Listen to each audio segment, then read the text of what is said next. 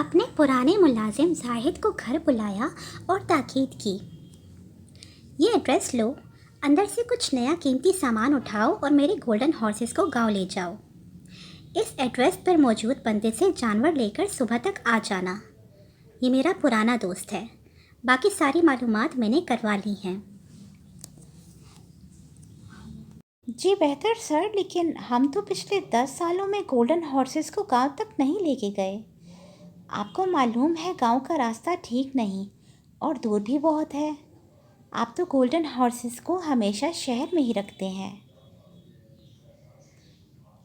آصف صاحب نے جو ملازم کی بات سنی تو غصہ ہو گئے اور بولے، تمہیں جتنا کہا ہے وہ کرو، یہ اونٹ میرے ہاتھ سے جانا نہیں چاہیے۔ اب چلے بھی جاؤ اور صبح تک آ جانا۔ ملازم حیرت اور خاموشی سے سامان لے کر گولڈن ہارسز کو لے کر روانہ ہوا۔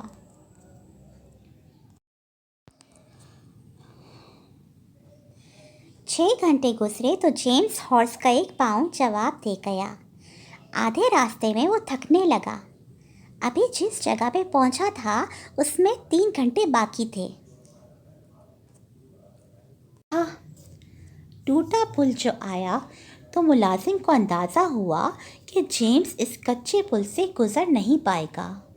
اس کے علاوہ کوئی اور راستہ بھی نہیں تھا۔ ملازم نے ڈرتے ڈرتے اپنے مالک کو فون ملایا اور بولا، سر آگے گاؤں کا راستہ بہت خراب ہے، ادھر پل بھی کچا ہے، مجھے ڈر ہے کہ جیمز آگے نہیں جا پائے گا۔ کیوں؟ کیسے نہیں جا پائے گا؟ جیمز بہت عمدہ ہارس ہے، مجھے وہ اونٹ ہر صورت میں چاہیے۔ تم جیمز کو چارہ پانی دو اور اس کو وہاں تک لے جاؤ۔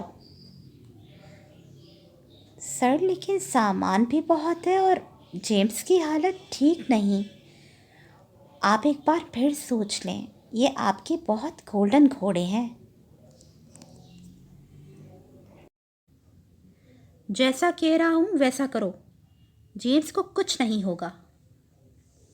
آصف صاحب کے سر پہ غصہ اور لالچ جو سوار ہوئی تو وہ اپنے 10 سال پرانے گولڈن ہارسز کی فکر کرنا بھول گئے اور ملازم کو سختی سے تاکید کی کہ وہ انہیں بتائے ہوئے پتے پہ لے جائے اور وہاں سے شہر عمدہ اونٹ لے کے آئے۔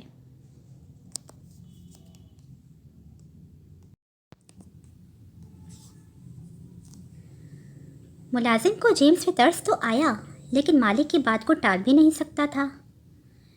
جیمز کو تھوڑا اور دوڑایا تو کچے پل پر چڑھتے ہوئے وہ نیچے گر کر زخمی ہو گیا اور کچھ ہی دیر میں مر گیا۔ ملازم یہ منظر دیکھ کر اپنے آنسو نہ روک پایا اور مالک کو روتے ہوئے فون ملائی۔ سر، جس گولڈن ہارس کو ہم نے بہت محنت سے سنبھالا تھا وہ کچے پل سے نیچے گر کر مر گیا ہے۔ آصف صاحب نے جو یہ بری خبر سنی تو زمین پر بیٹھ کے رونے لگے اور اپنی غلطی کا شدت سے احساس ہوا۔